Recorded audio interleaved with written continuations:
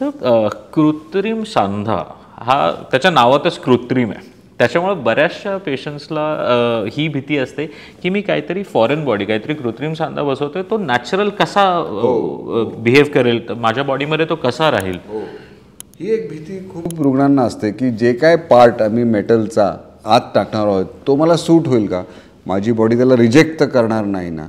तर हा प्रश्न मला वारंवार विचारला जातो आणि त्याचं उत्तर असं की नाही, तुमची बॉडी ते मेटल नक्कीच ॲक्सेप्ट करेल. ह्याचं कारण की ते जे मेटल आम्ही वापरतो ते अतिशय इनर्ट मटेरियल असतं. ते एक टायटेनियमचा अलॉय असतो, 316Lचं एक स्टेनलेस स्टीलचं त्याच्यात कंपोनंट असतो आणि त्यामुळे ती बॉडीला ॲक्सेप्ट व्हायची शक्यता 99.99% असते. तरी कधी कधी एक मेटल ॲलर्जी असते काही रुग्णांना, कुठल्याही मेटलमुळे काही त्यांची रिॲक्शन येते.